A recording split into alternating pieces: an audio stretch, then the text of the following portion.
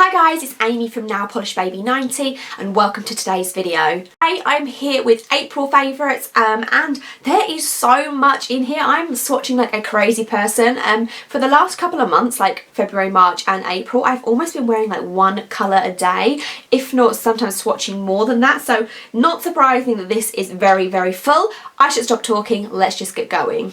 Please stick around to the end of the video today because I have some really exciting news. But let's talk about polish first. And of course I would always link down below my dedicated swatch videos for any collections that I did. And we'll start with mainstream. I have two from Butter London. The first one is called No More Waity Katie. This featured in my most recent haul video and it is a grey base with a ton of lavender glitter in here. I bought this because it was one of Miss Hollyberry's favourite Butter Londons of all time.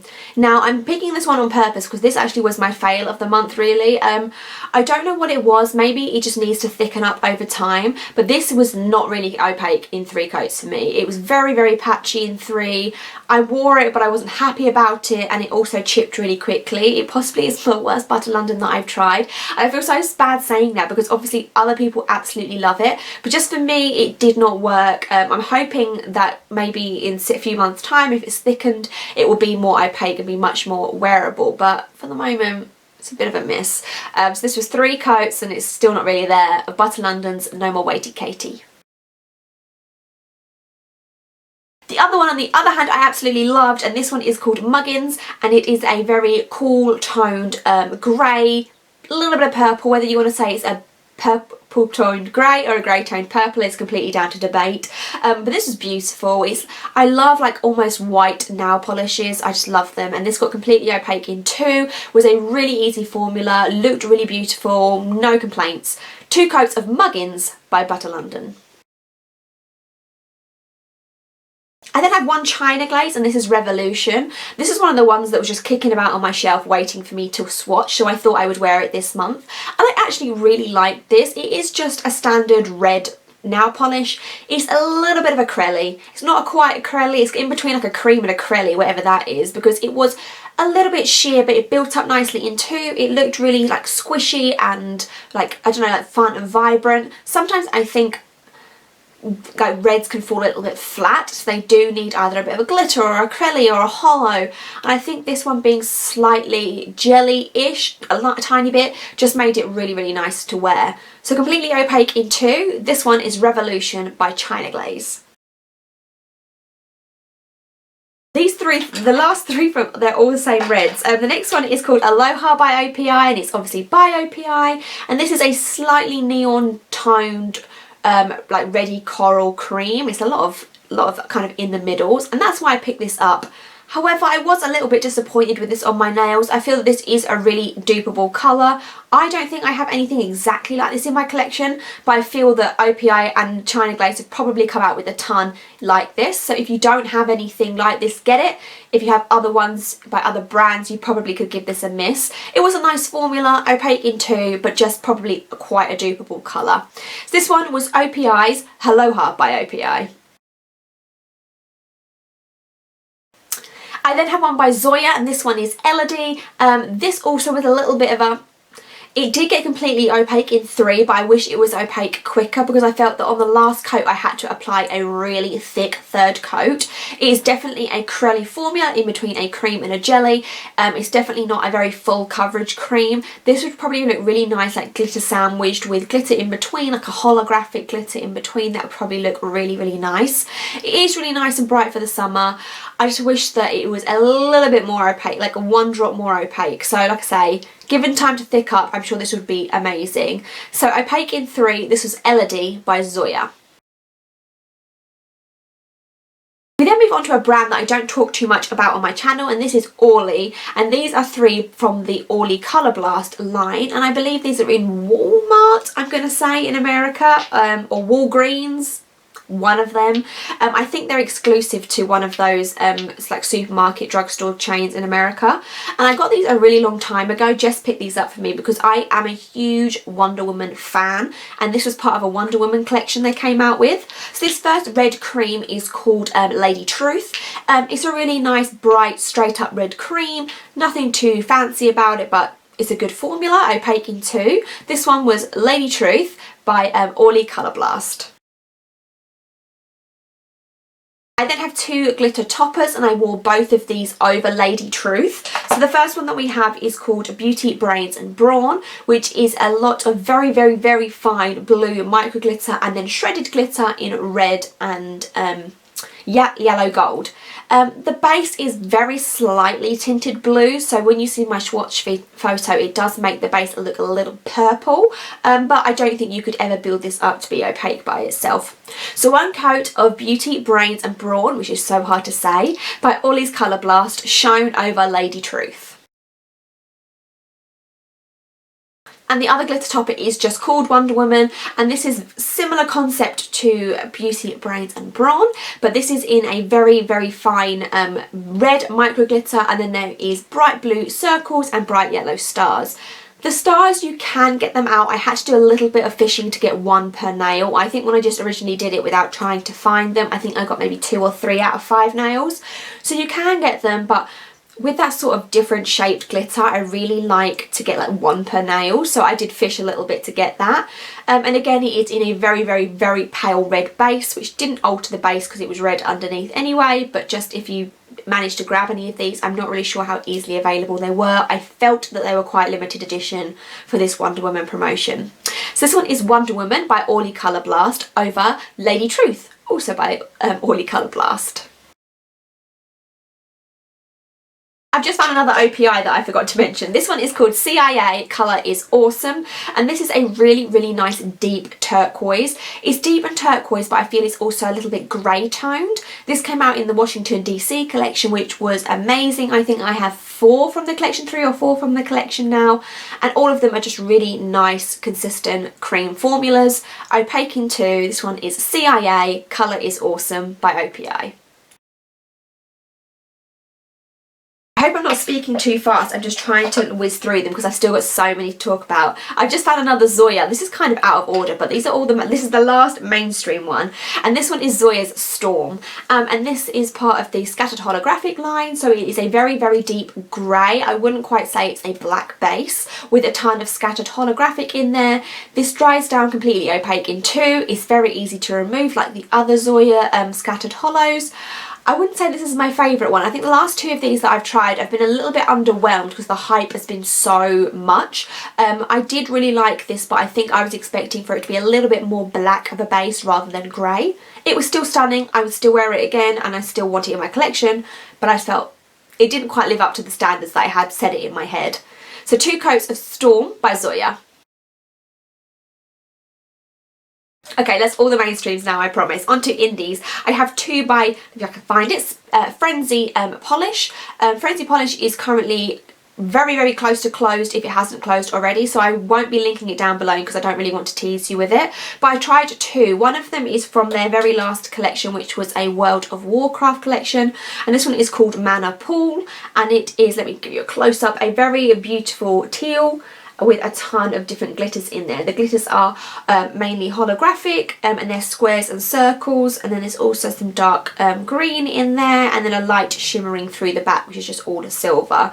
I really love Frenzy's combinations, and this one does look absolutely stunning. There's something that Rachel does when she makes them is just, I don't know, the combinations just work. There's so many different types of glitters that you might think it's overwhelming, but it's completely not. It just works so beautifully, and I've said this in many videos, but I will miss this brand.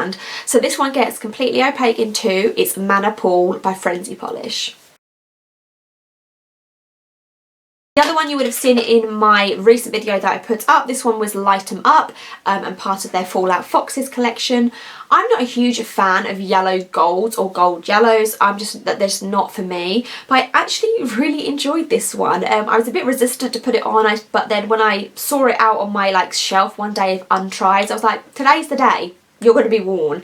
So it's a yellow gold base, and then we have a ton of shredded glitter and also some very fine micro glitter. This was a little bit more scrubby to get off than some of the other Frenzy polishes that I've used, but it was opaque in 2. It actually looked really nice on me, which I was surprised at, and really nice polish. So Light 'em Up by Frenzy Polish, opaque in 2. I then have 3 that I haven't even hauled yet, and these are all from OccasioNail. These are their 3 mini tester bottles. I have done a dedicated video for OccasioNail, and I will link that down below for you. Oh, I just dropped one. She is a newish UK indie maker. I think she's probably been going for about 6 months now, and they are really, really nice formulas, all the ones that I've tried. So the first one we have is called Bolls, and this is a blue matte finish. And when I'm telling you, this in the bottle, you might think it's quite generic, but oh my goodness, the way that it dries down matte is just phenomenal. I was in love with this. So 2 coats of Bolls by OccasioNail. And in the same formula but in a nice hot green is called Apple Sours. And again, this dries exactly the same, really nice and matte, and just looks, oh, like these two looked so good. The first one really reminded me of the finish of Combat Glutes from the China Glaze autumn collection. I was going to say fall collection, but this was slightly lighter. So if you're in the UK and you didn't get that one, I really recommend that one as an alternate. But Apple Sours is another one, so beautiful, opaque in 2. The last one is a glitter topper, and this one is called Mosiac, and I wore this one over the top of the blue one, Bolls, and it is mainly a royal blue, a coral, a red, a light pink, and a lime green glitter. It sounds like a lot, it looks really nice on the nail. I think that this is slightly harder to put with other glitter like base combinations, but the blue worked really well. I can imagine a white or a black would work really well. I think that it hasn't got the variety of base combinations as some other glitter toppers. Still wearable, but like I say, I just don't think that you could wear it over everything. But then I'm not very adventurous, so what do I know? So that one is 1 coat of Mosiac by OccasioNail. As always, all indie sellers will be linked down below. Then I have one of the most hyped polishes of all time, and this one is by Cirque Colours, and yes, I've still got it in the box. And this one is, of course, it's Halcyon. And I had this for a little while, and I sometimes, if I want a polish to be really great, I don't want to wear it because I don't want to be let down. And this is exactly what happened with Halcyon. I just kept avoiding it because I didn't want it to be let down. And oh my goodness, this is everything people hype it up to be. It's so gorgeous. Like, honestly, if you've been doubting getting this or wondering whether it's been overhyped, no, it hasn't been overhyped. This is just everything. I wore this for 3 days, which is a very long time for me. It wore beautifully, opaque in 2 coats. Just in love. If you can get it, I would recommend it, can't you tell? This one is Cirque's Halcyon. I have one more indie seller left, and then we'll move on to empties. I have 3 from Dollish Polish. The first one is called Renaissance, and it's a beautiful like blurply lilac holographic. The holographic in here is not super strong. This is very similar to ones that I showed last month, Grunge and Totes My Goats. And yeah, it's very similar to that. It's a beautiful polish. There is some also a very soft like flash of lighter purple in there. It's beautiful. It's just very like, I don't know, like feminine and light and girly, I felt, because it was not too strong of anything. It wasn't too hollow, it didn't have too much of a strong colour shift, so I really liked it. 2 coats to be completely opaque. This one is Renaissance.